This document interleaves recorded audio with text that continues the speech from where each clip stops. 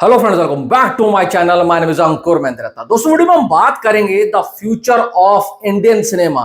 कौन सी इंडस्ट्री है जो फ्यूचर में इंडियन सिनेमा को ग्लोबल लेवल के ऊपर, वर्ल्ड लेवल के ऊपर रिप्रेजेंट कर सकती है।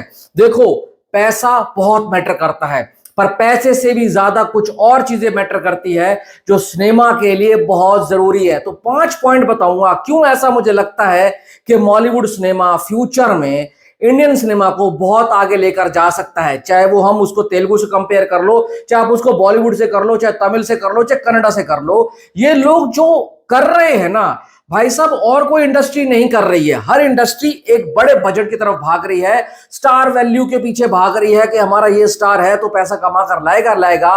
पर ये इंडस्ट्री रिवर्स चल रही है। जो सारे इस रेस में भाग रहे हैं ये उनके पीछे नहीं भाग रही है, इसने अब अलग रास्ता बनाया हुआ है और उस रास्ते पे इतनी तेजी से चल रही है कि भाई ऐसे यू टर्न लेकर आएगी ना, उनके सामने खड़ी हो जाएगी। और एक दिन वो आएगा जब हम कहेंगे कि हाँ भाई, ग्लोबल लेवल के ऊपर कोई फिल्म देखने लायक है इंडियन सिनेमा की तो सिर्फ और सिर्फ मॉलीवुड की है। बताता हूं आपको क्यों ऐसा मैं बोल रहा हूं।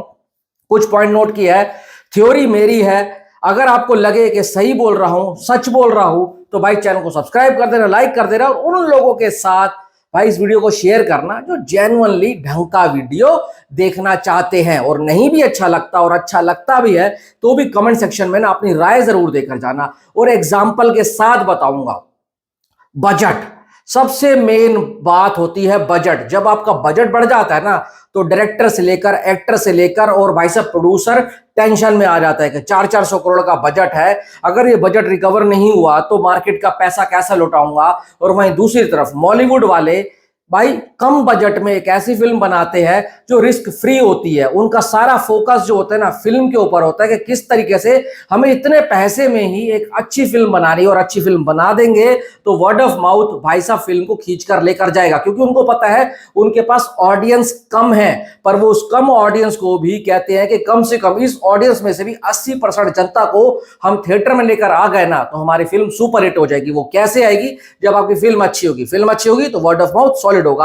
आज लोका चैप्टर 1 30 करोड़ के बजट में बनी है, और आज बॉलीवुड की क्या भाई, बड़े बड़े इंडस्ट्री की ना 400 करोड़ की फिल्म को फेल कर रही है। इस हिसाब से फिल्म बनाई है। वही तुम ले लो वॉर 2, 450 करोड़ का बजट, और क्या था उसमें। और यहां पर लोका ले लो, उसने क्या कमाल करके दिखाया है। मैं सिर्फ इनकी बात नहीं कर रहा हूं, सब तमिल से सूर्या की वो आई थी जो भाई चीख रहा चिल्ला रहा था, क्या नाम था यार, जो फ्यूचर वर्ल्ड भी दिखाया था, बॉबी देओल भी था, मैं उस फिल्म का नाम भूल गया। और भी इंडस्ट्रियों से फिल्में आती है जो भाई 250 से 300 करोड़ के बजट में बनती है, पर फिल्म रद्दी होती है। इन लोगों के पास टेंशन नहीं है, बहुत ज्यादा पैसा रिकवर नहीं करना है। इनको पता है फिल्म अच्छी निकल पड़ी, पब्लिक को फिल्म पसंद आ गई तो 30 करोड़ 2 दिन में आ जाएगा। आज लोका chapter 1 day 1 6 crore, day 2 12 crore, day 3 20 crore, और डे 4 यानी कि आज का दिन 25 करोड़ रुपए लेकर आ रही है वर्ल्ड वाइड लेवल के ऊपर। मतलब 4th डे पे 400% का ग्रोथ किसी भी फिल्म के लिए मायने रखता है। वो 100 करोड़ क्लब की तरफ चल चुकी है, 150 करोड़ बड़े प्यार से जाएगी। क्या था उसमें? कोई भी बड़ा एक्टर नहीं था, सिर्फ बड़ी कहानी थी। दूसरी चीज स्टार कल्चर। यहां पर क्या होता है अपने बॉलीवुड में, देखो मैं जितना बॉलीवुड को जानता हूं उतना किसी को नहीं जानता हूं, और इंडस्ट्रियों को देख देख कर सीख रहा हूं कि बॉलीवुड वाले क्या कमियां कर रहे हैं और वो नहीं कर रहे हैं। यहां पर जूनियर एनटीआर को लेकर आते हैं वॉर 2 के अंदर, और जूनियर एनटीआर के लिए एक स्टैब्लिश कैरेक्टर को, यानी कि कबीर के, ऋतिक रोशन के कैरेक्टर को इन्होंने खराब कर दिया। उसको भी दिखा दिया कि तेरे को तो ट्रेंड भाई एक जेब कतरे ने किया था, ये पब्लिक ने एक्सेप्ट नहीं करा, और पब्लिक ने ऐसी भाई सब घुमाकर पिछवाड़े पर लाद दी ना, आज फिल्म बजट रिकवर नहीं कर पा रही है। दूसरी तरफ जिस स्टार के लिए आपने मेन बंदे को नीचा दिखाने की कोशिश करी, आज उस स्टार की ऑडियंस ने भी तेलुगु में फिल्म को भाई साहब धोबी पछाड़ दे दिया है, और वहां का जो डिस्ट्रीब्यूटर है वो रो रहा है। दूसरी तरफ क्या होता है, मॉलीवुड इंडस्ट्री यानी कि मलयालम सिनेमा में किसी भी स्टार के पीछे नहीं भागते हैं। करेक्टर स्टार को सूट कर रहा है तो इस तरीके से काम करना पड़ेगा, उसके हिसाब से स्टोरी लाइन में चेंज नहीं होता है। किसी नए करेक्टर को स्टैब्लिश करने के लिए ऑलरेडी जो उस करेक्टर के अंदर सूट बैठता है उसको आगे पीछे नहीं किया जाता है। तो स्टार कल्चर कम है और स्टोरी कल्चर ज्यादा है, रूटेड रॉ सिनेमा ज्यादा बनता है, तभी वहां की जो ऑडियंस है फिल्म से अपने आप को कनेक्ट रखती है। स्टोरी लाइन एंड भाई साहब स्क्रीन प्ले, ये सबसे इंपॉर्टेंट पॉइंट है। स्टोरी लिखी जाती है, स्क्रीन पे लिखा जाता है और उसके हिसाब से एक्टर को फाइनलाइज किया जाता है। यहां पर क्या होता है, इन्होंने स्टोरी लिख दी, अगर बहुत बड़े स्केल पर बन रही है तो ऐसे एक्टर को लेकर जाएगा जिसकी रीच ज्यादा हो, चाहे वो उस फिल्म के अंदर सूट हो या ना हो। आदि चोपड़ा की बात बताता हूं, जब डॉक्टर चंद्र प्रकाश द्विवेदी पृथ्वीराज के कैरेक्टर के लिए ना सनी देओल साहब को स्टोरी लिख कर लेकर गए आदि चोपड़ा के पास, तो आदि चोपड़ा को बोला कि भाई ये देखो, ये मैंने कहानी लिखी है पृथ्वीराज की और सनी देओल इस फिल्म को करेंगे। तो फिर आदि चोपड़ा ने बोला कि भाई सनी देओल नहीं करने वाला है, मेरे को एक ऐसे एक्टर ला कर दो जिसकी मार्केट में वैल्यू हो। वो अक्षय कुमार को बोलते हैं, मैं अक्षय के साथ बनाता हूं। और 50 करोड़ रुपए नहीं कमाया था, 250-300 करोड़ की फिल्म ने अगर किसी डायरेक्टर ने, किसी राइटर ने, किसी भी एक्टर को दिमाग में रखकर उसके कैरेक्टर को साथ सूट करती हुई कहानी लिखी है और आप उसको नहीं बनाएंगे, किसी दूसरे एक्टर को लेकर आ जाएंगे, तो ना डायरेक्टर अच्छी फिल्म बना पाएगा, ना वो एक्टर उस फिल्म के साथ कनेक्ट हो पाएगा। क्या हाल हुआ यहां पर, क्या होता है कि भाई साहब ये चीजें चलती है, एक कैरेक्टर को लिखा जाता है और उसके हिसाब से करेक्ट एक्टर को ढूंढा जाता है। सिर्फ ये नहीं देखा जाता कि वो मार्केट में कितना कमा कर देगा। आवेशम जैसी फिल्म आती है, आप देख लो। अब यहाँ के जो यंग जनरेशन है ना, वो क्या कर रही है, वो यंग जनरेशन सिनेमा को आगे बढ़ाने का काम कर रही है। आप उसको ही देख लो, दुलकर सलमान को, आज वो अपने पिता के नक्शे कदम पर चल रहा है। सिर्फ फिल्में ही अच्छी नहीं कर रहा है, अच्छी फिल्में बना भी रहा है। लोका चैप्टर 1 के प्रोड्यूसर वही हैं और फ्यूचर में वो खुद ऐड होने वाले हैं फिल्म के अंदर। तो सोचो उनका कितना बड़ा विजन है। अगला पॉइंट भी मेरा यहीं से आता है, विजन। जब तक एक डायरेक्टर के पास, एक राइटर के पास, एक एक्टर के पास विजन नहीं होगा ना, कुछ नहीं हो सकता। यहां पर क्या होता है, रोहित शेट्टी, आदि चोपड़ा, करण जौहर जैसे डायरेक्टर, फिल्म हिट हो जाती है तो उसका पार्ट 2 अनाउंस करते हैं।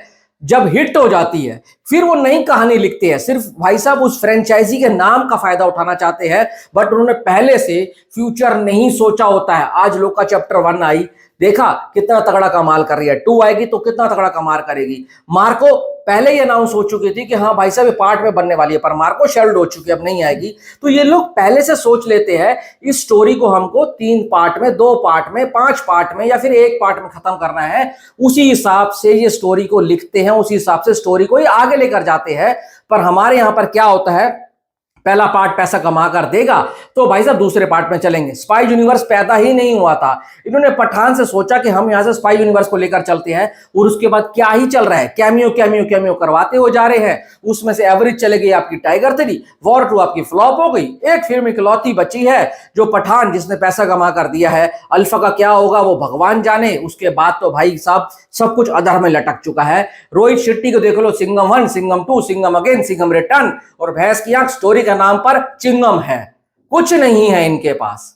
रोहित शेट्टी जैसे डायरेक्टर, संजय लीला भंसाली जैसे डायरेक्टर आज बैकफुट पर जा चुके हैं, और नए जो बड़े बड़े प्रोड्यूसर हैं वो नए डायरेक्टर के ऊपर चांस नहीं लेते हैं। तो कैसे सिनेमा तुम्हारा आगे बढ़ेगा जब तक तुम रिस्क नहीं लोगे, नई स्टोरियां नहीं लेकर आओगे, सिर्फ आप सीक्वल के ऊपर रिलाई करें। अजय देवगन को तुम देख लो, सन ऑफ सरदार 2 आ गई है, रेड 2 आ चुकी है, आगे धमाल आनी है, फिर साला वो अपना दृश्यम आनी है, आपके बाद उसके बाद दे दे प्यार दे 2 आनी है। बस 2, 3, 4 करते हुए चले जा रहे हो, नई कहानियों पे काम कर नहीं रहे हो, क्योंकि पता है पुराने नाम के ऊपर पैसा कमाना है, सिर्फ मनी मेकिंग चीजें चल रही है। और यहां पर ऐसा नहीं होता है। अगर फिल्म सॉलिड है, बढ़िया बनी है, पब्लिक खुद डिमांड करती है तो उसका सीक्वल आता है, नहीं तो नहीं आता है। भाई ये चीजें बहुत इंपॉर्टेंट होती है। 5वां पॉइंट है भाई, सबसे इंपॉर्टेंट पॉइंट, ऑडियंस।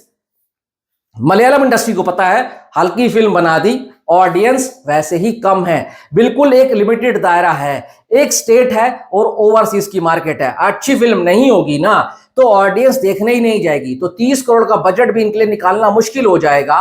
और ये ऐसी फिल्म बनाते हैं जो ऑडियंस मांगती है, माइंड वाली फिल्म बनाते हैं, दिमाग वाली फिल्म बनाते हैं जो ऑडियंस पसंद करती है, छरछल्ली फिल्में नहीं बनाते हैं। अब दूसरी तरफ अजय देवगन को देखो, एक आर्टिकल भी मैंने पढ़ा कि वो देख रहे हैं कि भाई वश लेवल 2 को हिंदी मार्केट में कैसा रिस्पांस मिलता है। अगर ऐसी नॉर्मल रिस्पांस मिला तो सेम टू सेम कहानी चेप देंगे, नहीं तो कुछ ना कुछ अलग कर देंगे। अभी से इनके दिमाग में चल रहा है कैसे कहानी उनकी चेपनी है।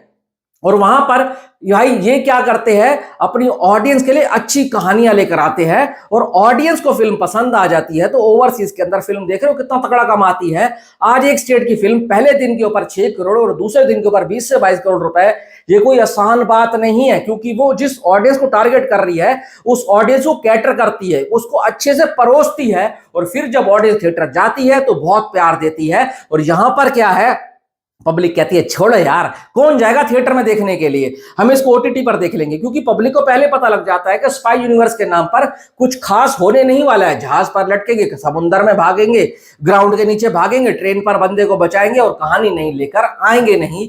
तो अगर ऐसे ही चलता रहा तो एक दिन आएगा कि भाई ये जो बॉलीवुड एक छोटे एक राज्य की इंडस्ट्री है, वो भाई साहब पूरे देश को रिप्रेजेंट करने वाली है जिस हिसाब से वो स्टूडियो पर काम कर रहे हैं। बस कहता हूं नजर ना लगे, बड़े बजट की तरफ मत भागना, बड़े स्केल की तरफ मत भागना, सिर्फ अपनी कहानियों पर ध्यान देना, कहानी बड़ी करते जाओ, चाहे आपका बजट छोटा रहे। तुम देखना वो दिन दूर नहीं है जो ये कैप्चर कर लेंगे पूरी की पूरी इंडस्ट्री को। Thanks for watching.